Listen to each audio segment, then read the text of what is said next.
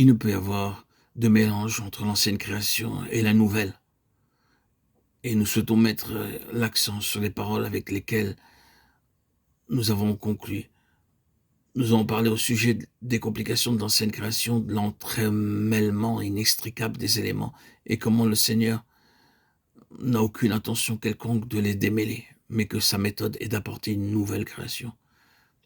Puis nous avons poursuivi en soulignant que beaucoup de la confusion et d'échecs conséquents, de faiblesse, d'arrêt, de faillite, ont pour cause la négligence de la réalité fondamentale que Dieu ne reprend pas quelque chose qui a avancé dans cette création, quelque chose qui a une histoire, mais qu'il recommence au début, dans le sens du premier-né ou de la nouvelle naissance. En raison des incidents connus où il montre sa profonde désapprobation sur l'apport d'éléments autres reliés à son témoignage, il est parfaitement clair que le Seigneur agit ainsi. Nous nous souvenons si bien de l'exemple de l'arche entre les mains des Philistins et ensuite mise sur un char neuf par David et prise en charge par d'autres que les Lévites. Dans les deux cas, l'arche, bien sûr, représente Christ et le témoignage de Jésus. Le toucher, le contact de l'arche avec des éléments autres que lévitiques, eut pour conséquence un jugement et une action très sévère de Dieu sur ce qui a été ainsi apporté dans ces éléments. Dans le cas d'Ouza, le jugement fut la mort, un arrêt de tout le déroulement des événements et une période prolongée de paralysie, de mort spirituelle. Puis David découvrit l'origine de la faute et la corrigea, comme il le fit en se référant aux Écritures sur ce sujet. Dieu avait ordonné que personne, à l'exception des Lévites, ne devrait porter l'arche.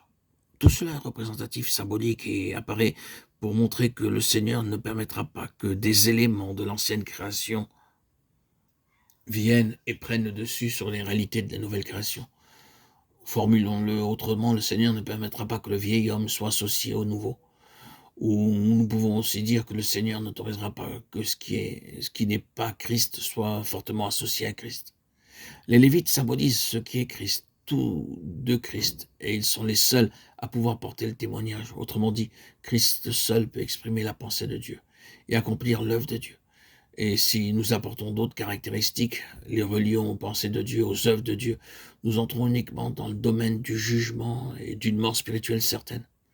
Ainsi, les avertissements sont très forts et l'enseignement très clair. Nous ne devons pas mélanger ce qui est de l'homme avec ce qui est de Dieu en Christ. Il faut y mettre un terme. Après avoir de nouveau souligné cet aspect, nous retournons à certains des points discutés un peu plus tôt. Vous vous souvenez que ce que nous avons dit, que premier-né signifie un nouveau commencement. Nous avons cité les paroles du Seigneur telles qu'elles sont rapportées dans Matthieu 18.3. À moins que vous ne retourniez, ne deveniez comme des petits-enfants, vous n'entrerez nullement dans le royaume des cieux. Ceci est assurément un nouveau départ, et un tel commencement signifie bien évidemment certaines choses. Quand vous démarrez avec le petit enfant, et là le mot petit est le diminutif, vous avez ceci à votre avantage. Vous avez une voie qui est dégagée.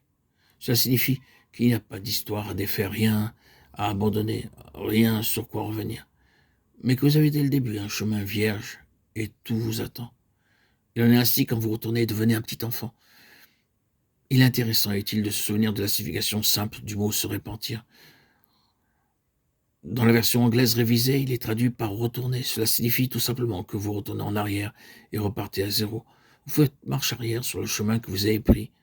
Vous prenez un nouveau départ et ainsi vous devenez comme un petit enfant. Le Seigneur ne voudrait pas que son peuple soit puéril, mais qu'il soit toujours comme un enfant, et nous devrions pleurer intérieurement. Dieu interdit à jamais que nous soyons autre chose que semblables à un enfant, que nous allions au-delà de la place représentée par le petit enfant. Nous savons tous ce que le Seigneur dit au sujet de la croissance, de la maturité, mais nous cherchons toujours à garder à l'esprit la chose suivante. La véritable maturité est possible uniquement pour celui qui est comme un enfant, en esprit. Ce sont les personnes avec un esprit comme celui d'un enfant qui grandissent le plus rapidement, font de plus prompts progrès, arrivent à des stades plus vite que d'autres. Souvenez-vous que lorsque le Seigneur a prononcé ces mots, il traitait de la question de grandeur. Qui donc est le plus grand dans le royaume des cieux? Matthieu 18, 1. Ainsi, la question de la grandeur est liée au fait d'être comme un enfant.